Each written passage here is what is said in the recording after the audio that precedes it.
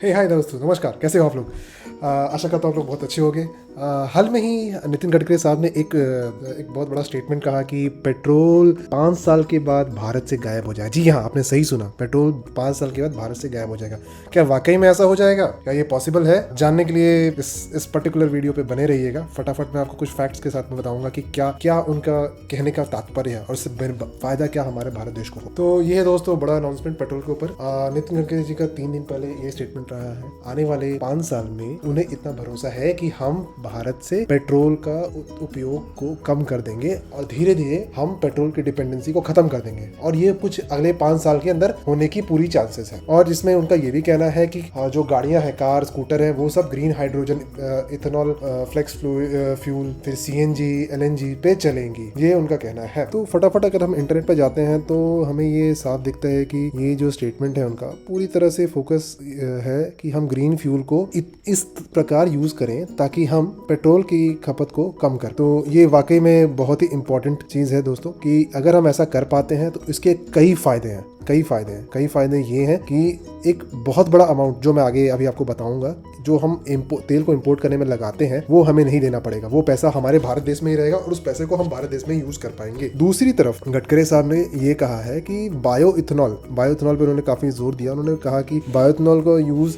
किया जहाँ गाड़ियों में होगा, वहीं उनका ये कहना है कि ग्रीन हाइड्रोजन का जो खर्च है वो 70 रुपया प्रति केजी उसे लाया जा सकता है। हम हिंदुस्तान में पेट्रोल का यूसेज को कम कर पाएंगे। और उन्होंने ये भी जोर दिया कि किसान भी इस बायो इथेनॉल के ऊपर फोकस कर सकते हैं। एल्गी वगैरह को यूज करके मिथेन और इथेनॉल वगैरह प्रोड्यूस किया जा सकता है, बनाया जा सकता है। इन सब चीजों पे उन्होंने फोकस। उन्होंने ये भी कहा कि हमें अपने किसानों को और मजबूत बनाना है ताकि वो खेती और खाने की चीज़ों को उगाने के अलावा एनर्जी को भी प्रोड्यूस करने का उनके पास पूरा मौका रहे, ताकि वो तेल के रिक्वायरमेंट के पॉइंट ऑफ व्यू से पूरी तरह से कम कर हटा पाए। तो ये उनका कहना था।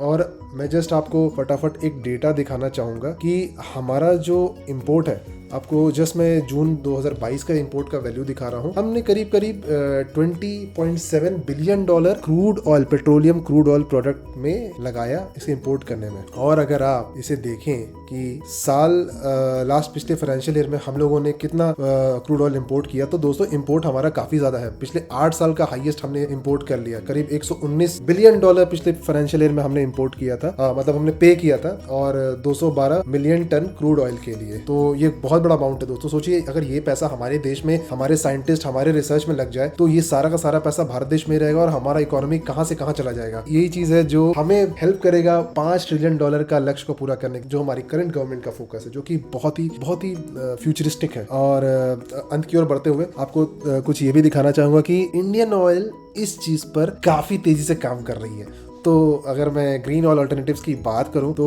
उन्होंने ये सारे के सारे अल्टरनेटिव फ्यूल सोर्सेज के ऊपर फोकस कर रखा है, जैसे कि आपका सीएनजी हो गया, कंप्रेस्ड नेचुरल गैस हो गया, ऑटो गैस हो गया, एलपीजी के प्रयोग करके, इथेनॉल ब्लेंडेड पेट्रोल तो आप जानते ही हो सब कोई, बायोडीजल और हाइड्रोजन एनर्जी। मैं हाइड्रोजन के बारे में मैंने पूरे सेशन में कुछ नहीं कहा, बट आपको बता दूं हाइड्रोजन पे इतना फोकस है कि अगर हम हाइड्रोजन का प्रयोग कर लेते तो हमारा एनर्जी का जो रिक्वायरमेंट है गाड़ियों के प्रति जबरदस्त तरीके से कवर किया जा सकता है। बात करते हैं एलोन मस्क आपकी कि वो उन्होंने कहीं पर एक हास्य व्यंग करते हुए एक टिप्पणी की थी कि ये हाइड्रोजन कुछ पल्ले नहीं पड़ता। बट दोस्तों मैं वही कहूंगा कि हमें फोकस उस चीज पे करना चाहिए जिससे हमारे देश का फ्यूचर बन सके। तो अगर हम इन सब अल्टरनेटिव फ्यूल्स के ऊपर फोकस कर रहे हैं, हमारी गवर्नमेंट इन सब अल्टरनेटिव फ्यूल्स पर फोकस कर रही है, तो इसका मतलब है कि हम जरूर ही इस चीज को अचीव कर पाएंगे। और वो जो 212 बिलियन डॉलर का जो अमाउंट मैं आपको दिखा रहा था, वो सारा का सारा पैसा हमारे 119 बिलियन डॉलर का जो पैसा जो हमने लास्ट ईयर हमने इंपोर्ट में लगाया था, वो सारा का सारा भारत देश में। आशा करता हूँ आपको ये चीज अच्छे से समझ में आया होगा। इस वीडियो के अंत पे बढ़ते हुए तो ग्रीन फ्यूल से